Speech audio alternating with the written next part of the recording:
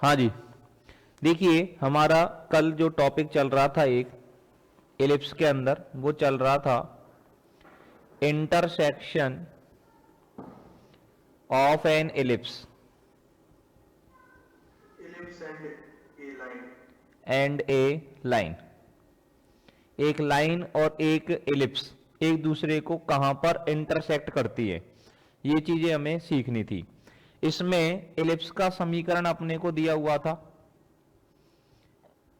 Ellipse का समीकरण हमें दिया गया था एक्स स्क्वायर बटे ए स्क्वायर प्लस बाई स्क्वायर बटे बी स्क्वायर बराबर एक। Square plus y square. Straight line हमको दी गई थी बाई बराबर एम एक्स प्लस सी। अब देखो इन दोनों का अगर फोटो बनाते हैं तो कुछ इस तरह से इनकी स्थिति बनती है। ये हमने सीखा था कि एलिप्स का समीकरण है, ठीक है ना। ये एलिप्स की समीकरण हमारे पास में है। अब मान लीजिए कोई भी लाइन है, ये लाइन इस एलिप्स को कितनी जगह पर काटेगी? दो जगह पर। ये लाइन जो है वो एलिप्स को दो जगह पर क्यों काटेगी? क्योंकि बाई का मान एम एक्स प्लस सी यहां से उठा करके अगर इसमें लगा देंगे, यहां से अगर बाई का मान एम एक्स प्लस सी उठा करके यहां लगा देंगे तो एक्स में जो समीकरण बन रही थी कल, वो क्या बन रही थी? क्वाड्रेटिक इक्वेशन बन रही थी। और क्वाड्रेटिक इक्वेशन को सॉल्व करने पर दो पॉइंट आते हैं। इसका मतलब ये कोई लाइन है हमारे पास, ये कोई लाइन है कौन सी? बाई बराबर एम एक्स प्लस सी। तो ये कितने पॉइंटों पर एक दूसरे को काटेगी? दो पॉइंटों पर एक दूसरे को काटेगी। मान लीजिए इस पॉइंट के कोऑर्डिनेट x1 x1 y1 है और इस वाले पॉइंट के कोऑर्डिनेट x2 y2 है, बिंदु बी। तो कल मैंने आपको ए x1 और x2 दोनों का जोड़ निकालना सिखाया था। इन दोनों समीकरणों को हल करके मैंने आपसे कहा था कल जब डेरिवेशन करेंगे तो उसके अंदर ये चीजें हमारे काम आएंगी। तो उसके अंदर मैंने आपको बोला था x1 प्लस x2 का मान, तो x1 प्लस x2 का मान जो है वो कितना आ गया था हमारे पास? -2a²। x1 प्लस x2 का मान आया था -2a² cm। MC. हाँ एम सी लिख, MC. हाँ एम सी लिख दो चाहे सी एम लिख दो, एक ही बात है, बटे a² m² plus b²। x1 into x2 का मान हमारे पास आया था a² into c² minus b² बटे a² m² प्लस b²। और इन दोनों से हमने x1 माइनस x2 का मान भी मैंने आपको निकालकर बता दिया था कि x1 माइनस x2 की जो वैल्यू होती है वो x1 माइनस x2 की वैल्यू किसके बराबर निकाली थी हमने? ये निकाली थी हमने 2ab M square plus upon a² plus a² m² plus b²। और अंडर रूट में ये आया था a² m² plus b² minus c²। इसके बराबर में ये मान आए थे। ये चीजें अपन कल की क्लास में पढ़ चुके थे।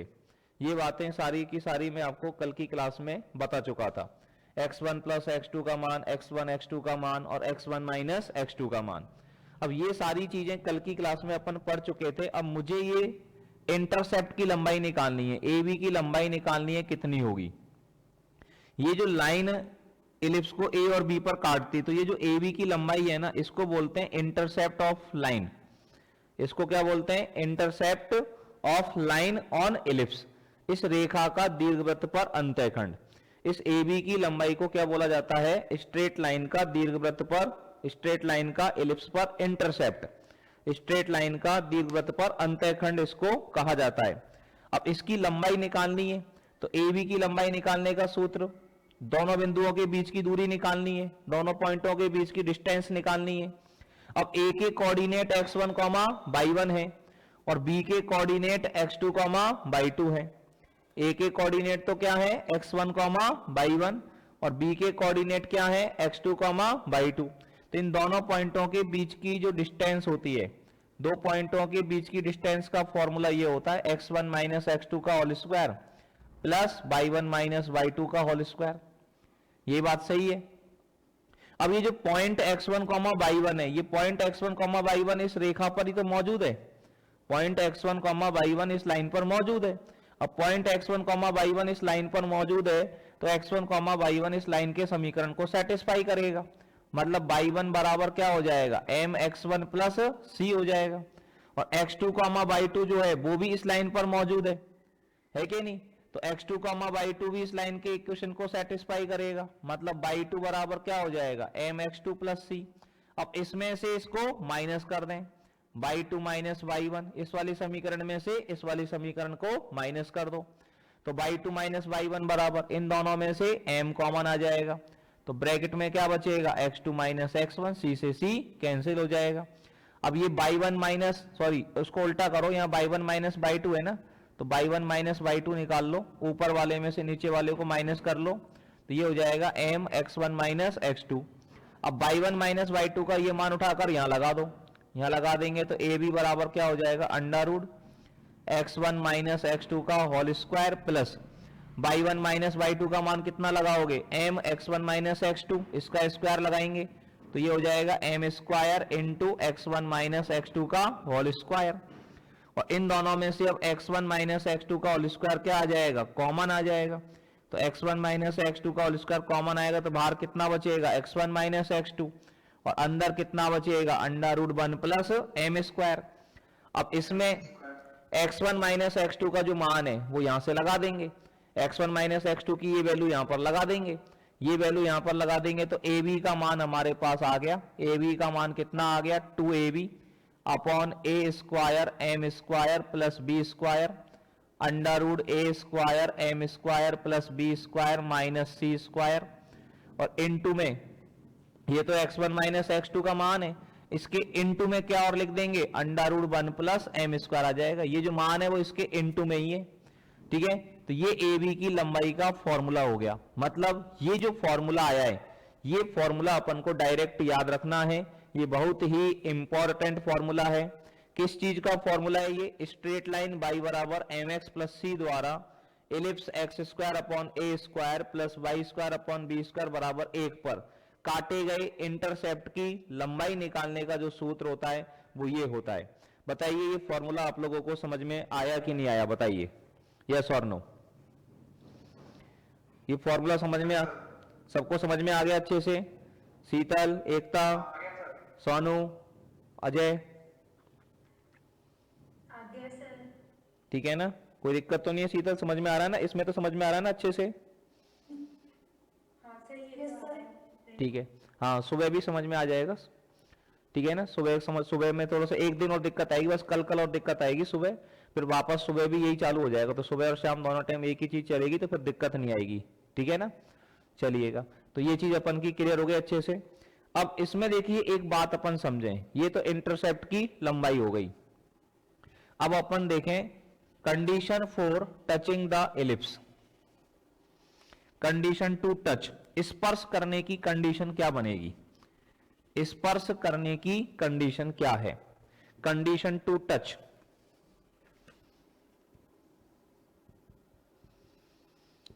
कंडीशन टू टच, टच करने की कंडीशन, मतलब ये हमारे पास कोई एलिप्स है, ये तो एलिप्स है, एलिप्स का समीकरण कितना है, एलिप्स का इक्वेशन कितना है एक्स स्क्वायर बटे ए स्क्वायर प्लस वाई स्क्वायर बटे बी स्क्वायर बराबर 1। ये हमारे पास कोई स्ट्रेट लाइन है और ये स्ट्रेट लाइन क्या है y बराबर एम एक्स प्लस सी। अब ये स्ट्रेट लाइन इस एलिप्स को टच कर रही है, बात को समझना, अगर कोई स्ट्रेट लाइन किसी एलिप्स को किसी भी कर्व को टच करे तो इस कंडीशन में लेंथ ऑफ इंटरसेप्ट जो है, अंतःखंड की लंबाई जो है वो बराबर क्या हो जाएगी 0, अंतःखंड की लंबाई बराबर क्या हो जाएगी 0 हो जाएगी। इस कंडीशन में अगर कोई भी स्ट्रेट लाइन एलिप्स को टच करती है, कोई स्ट्रेट लाइन है वो एलिप्स को टच करती है, तो उस कंडीशन में लेंथ ऑफ इंटरसेप्ट का मान, अंतःखंड की लंबाई का जो मान है वो क्या हो जाएगा 0 हो जाएगा।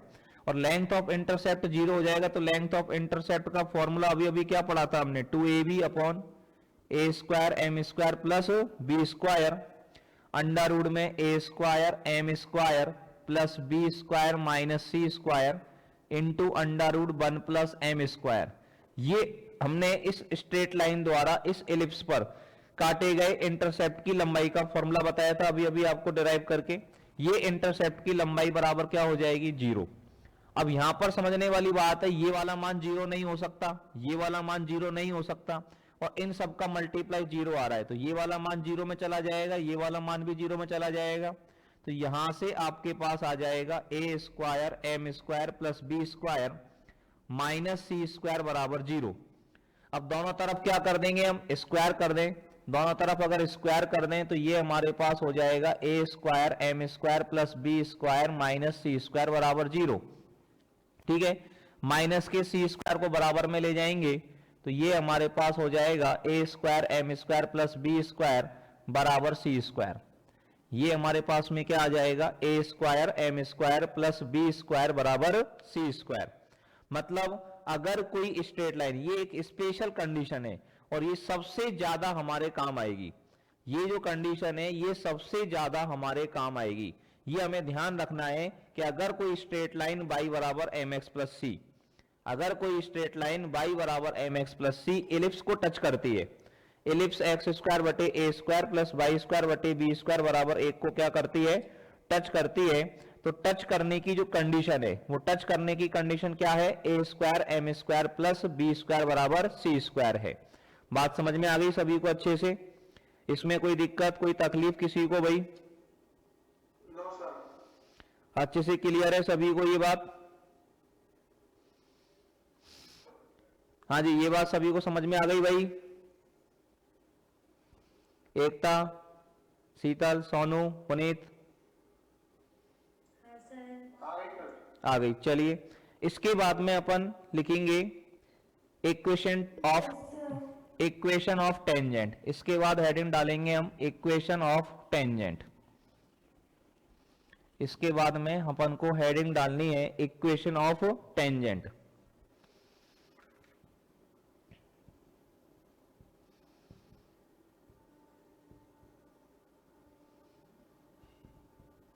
इक्वेशन ऑफ टेंजेंट में सबसे पहले अपन लिखेंगे पॉइंट फॉर्म। सबसे पहले क्या लिखेंगे, पॉइंट फॉर्म। कि मान लीजिए ये कोई एलिप्स है, एलिप्स का समीकरण तो हमारे पास वही है, एक्स स्क्वायर बटे ए स्क्वायर प्लस वाई स्क्वायर बटे बी स्क्वायर बराबर 1। तो ये अपन को एक टेंजेंट का क्या निकालना है, समीकरण। और इसमें पॉइंट फॉर्म का मतलब है हमें पॉइंट ऑफ कांटेक्ट के कोऑर्डिनेट दिए गए हैं। क्या दिए गए हैं, point of contact. Point of contact बोले तो स्पर्श बिंदु। स्पर्श बिंदु अगर हमें दे रखा है, मतलब इस दीर्घ वृत्त पर एक बिंदु है x1, y1 और इस पॉइंट x1, y1 पर इस एलिप्स की टेंजेंट का समीकरण मुझे लिखना है। टेंजेंट को हिंदी में बोलते हैं स्पर्श रेखा। पॉइंट x1, y1 पर इस दीर्घवृत्त की स्पर्श रेखा का समीकरण लिखना है। उसकी टेंजेंट का इक्वेशन अगर लिखना है तो टेंजेंट का इक्वेशन लिखने के लिए सिंपल सी ट्रिक अपने को ध्यान रखनी है। देखो कर्व के किसी भी पॉइंट पर 2D के अंदर किसी भी कोई सा भी कर्व हो, चाहे वो एलिप्स हो, चाहे वो सर्किल हो, चाहे वो पैराबोला हो, चाहे वो हाइपरबोला हो, सब में सेम ट्रिक है। पॉइंट x1, y1 पर टेंजेंट का समीकरण याद करना है, टेंजेंट का इक्वेशन अगर अपने को याद करना है तो उसकी सिंपल सी ट्रिक हमको ध्यान रखनी है। एक्स स्क्वायर की जगह पर क्या लिख देना है, x1 लिख देना है। वाई स्क्वायर की जगह पर क्या लिख देना है, y1 लिख देना है। 2x अगर कहीं भी दिखे तो 2x की जगह पर x प्लस x1 लिख देना है और 2y की जगह पर y प्लस y1 लिख देना है। ये ट्रिक अपने को टेंजेंट की समीकरण याद रखने के लिए, टेंजेंट की समीकरण लिखने के लिए याद रखनी है। अब इस एलिप्स की टेंजेंट लिखनी है तो इसमें एक्स स्क्वायर आ रहा है, तो एक्स स्क्वायर की जगह पर क्या लिख देंगे, x1 बटे ए स्क्वायर प्लस वाई स्क्वायर की जगह पर क्या हो जाएगा, y1 बटे बी स्क्वायर बराबर 1। तो एलिप्स हमको दे दिया एक्स स्क्वायर बटे ए स्क्वायर प्लस वाई स्क्वायर बटे बी स्क्वायर बराबर 1 और इसके किसी पॉइंट पर, इस पर एक पॉइंट अगर हमको दे दिया और इस पॉइंट पर अगर हमें टेंजेंट का समीकरण लिखना है, इस पॉइंट पर अगर टेंजेंट का समीकरण लिखना है तो टेंजेंट का समीकरण लिखेंगे हम x1 बटे ए स्क्वायर प्लस y1 बटे बी स्क्वायर बराबर 1। दूसरी चीज अपन को ध्यान रखनी है स्लोप फॉर्मेट। स्लोप फॉर्म का मतलब होता है कि अगर हमें टेंजेंट की स्लोप दे दी जाए, क्या दे दी जाए हमें, स्लोप ऑफ टेंजेंट। स्पर्श रेखा की प्रवणता मान लीजिए हमको दे दी स्मॉल m, हमसे कहा गया कि टेंजेंट की स्लोप स्मॉल m है, स्पर्श रेखा की प्रवणता स्मॉल m है, then equation of tangent, then equation of tangent जो होगी उस कंडीशन में स्पर्श रेखा का समीकरण आपको याद रखना है y बराबर mx, और अभी मैंने c का मान अभी निकाल के बताया था, c स्क्वायर बराबर क्या बताया था, a square m square plus b square. अगर y बराबर mx प्लस c इसको टच करती है, y बराबर mx प्लस c इसको टच करते हैं, तो अभी अभी हमने सीखा था टच की करने की कंडीशन निकाली थी कि c स्क्वायर का मान किसके बराबर होगा, a square m square plus b square. c square बराबर हमने ये पढ़ा था, तो c बराबर क्या आ जाएगा, plus minus under root of a square m square plus b square. तो यहां पर c की जगह पर ये लिख देंगे। तो ये अगर हमें टेंजेंट की स्लोप पता है, टेंजेंट की अगर हमें क्या पता है, स्लोप पता है, तो हम टेंजेंट का क्या निकाल सकते हैं, समीकरण निकाल सकते हैं इस सूत्र से। टेंजेंट की स्लोप पता होने पर टेंजेंट का समीकरण लिखने का फॉर्मूला ये रहेगा। अगर पॉइंट पता है, जिस पॉइंट पर टेंजेंट का समीकरण निकालना है, तो उस पॉइंट पर टेंजेंट का समीकरण निकालने का सूत्र क्या है, x x1 बटे a square plus y y1 बटे b स्क्वायर बराबर 1। यहां तक की बात अपने को समझ में आई या नहीं आई, ये बताइए जल्दी से। यहां तक कोई तकलीफ हो तो बताइएगा। यहां तक की बात क्लियर है सभी को अच्छे से? ठीक है। तो आज ये काफी सारे फॉर्मूले मैंने आपको बताए हैं, इन सारे फॉर्मूलों को आप लोग अच्छे से ध्यान रखेंगे, ठीक है ना। शाम की क्लास अभी अपन शॉर्ट ही रख रहे हैं, टाइम अभी धीरे धीरे अपन बढ़ाएंगे। टाइम अभी 1 महीने बाद मैं ज्यादा बढ़ाऊंगा आपका, ठीक है, अभी 1 महीने तक, ताकि थोड़ा सा अपन हैबिट में आ जाएं चीजों को। तो इस समय टाइम अपन थोड़ा सा कम ही रखेंगे, क्योंकि आप भी ज्यादा परेशान हो जाते हैं, मैं भी परेशान हो जाता हूं। तो इसमें थोड़ा थोड़ा सा अपना चलता रहे, सपोर्ट लगता रहे, इसलिए अपन ने शाम को क्लास चालू कर रखी है, ठीक है। तो आज इन सारे कंसेप्ट को नोट कर लीजिए, नोट्स बना लीजिए अच्छे से, और इनको सबको याद कर लीजिए। फिर कल की क्लास में इससे आगे चलेंगे हम लोग, ठीक है भाई। Thank you very much.